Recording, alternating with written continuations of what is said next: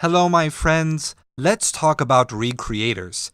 I was watching Mother's Basement's video on the top 5 anime openings of 2017, and in it he spoke very highly of recreators, a reverse isekai anime where fantasy world characters are transported to the real world and confront the authors and writers which brought them into existence.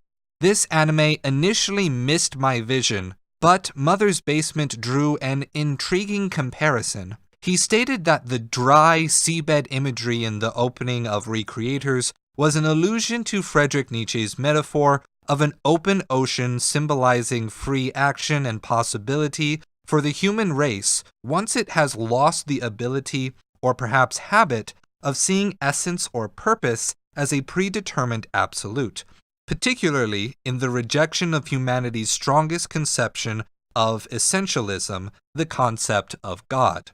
Remember, Nietzsche is the guy who said that badass "God is dead" line. Though it is fairly likely that Nietzsche ultimately thought the loss of essentialism to be a bad thing, he also thought it was inevitable and yet not ruinous. I found Mother's Basement's connection here tenuous at best, if it were to be based solely on the potential association of a visual metaphor. Dry seabeds or deserts are used as metaphors for desolation or loss of purpose, identity, or home in a lot of works, even the Bible. And Nietzsche has so many metaphors and poetic writing in his works that you can connect nearly everything to him without trying too hard. The show even has parts that suggest other philosophers instead. For example, the treatment of the connection between the imagination to the soul's divine godlike faculty is far more reminiscent of the Islamic philosopher al-Kindi.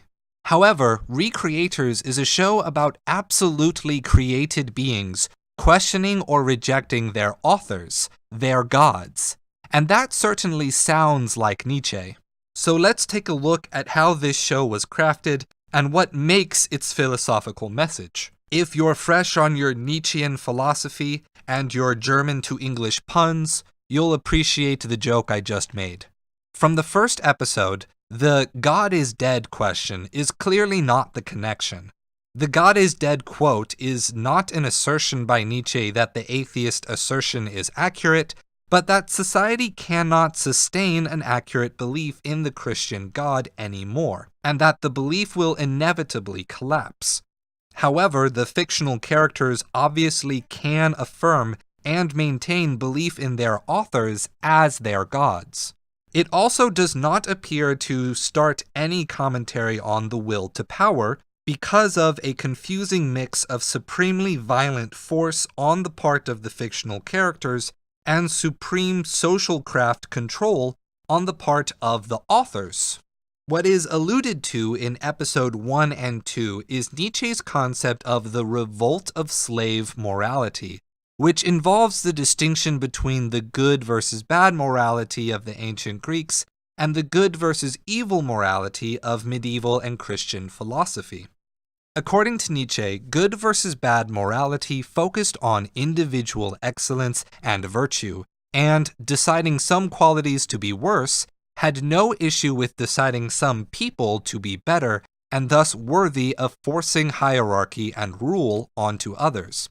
This is the morality of the authors, who create worlds and the systems that govern them, deciding who and what in those worlds are good or bad, and only concerning themselves with the excellence of their own story. Good versus evil morality is the perspective that the common person, who develops hatred and resentment to the hierarchy which inherently oppresses them, will eventually throw off the yoke of good versus bad morality. These people create the idea of altruism, the good of the common person and society as a whole, and assign as evil anything that oppresses or violates the common interest. Then, from their position of slavery to the supposed Übermensches, they revolt and throw off the oppression of the excellence-based good versus bad morality. This is the morality of the fictional characters, and directly spoken of by Altair, the mysterious girl in the military uniform, who wants to encourage the various fictional characters to find their authors and force them to change their fictional worlds. Leaving my own critiques of the efficacy of Nietzsche's historical allegory used to defend this distinction, I wonder how true Nietzsche's historical argument can hold up in a Japanese cultural context. Japan, as a long-standing collectivist culture, created both complex hierarchical society simultaneously with an altruistic concern for society and people as a whole, because the conception of self-identity is inherently defined by the collective. And this happened in Japan with nearly zero influence by any Christianity and no influence by ancient or traditional Western moralities in either case.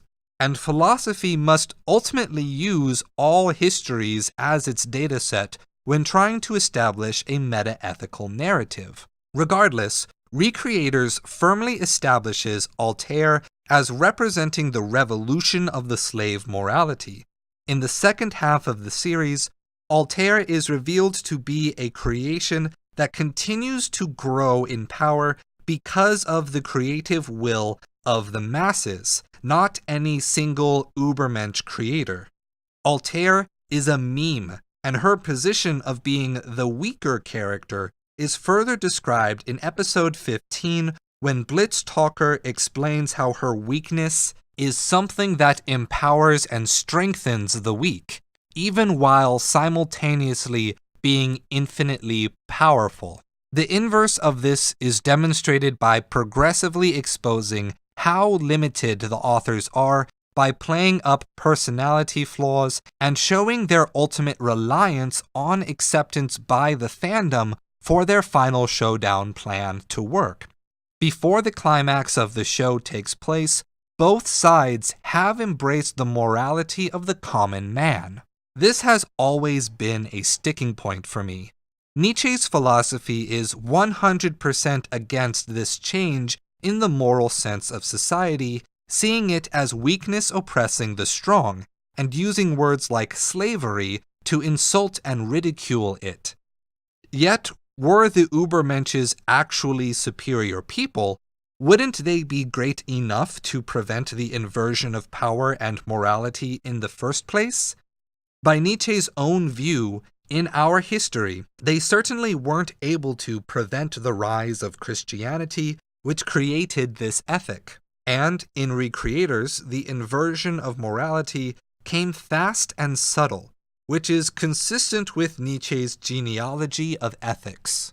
Unfortunately, for my purposes, the rest of Recreators left the philosophical competition of the story and dropped it away in order to focus on resolving the narrative in an action-packed and emotionally satisfying way.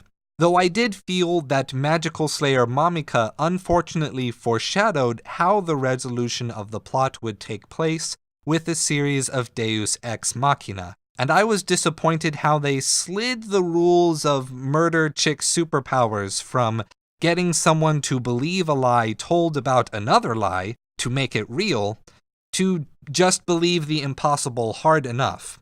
Her dialogue parts had me re-watching multiple times just to follow her rhetorical style, and was by far my favorite part of the show.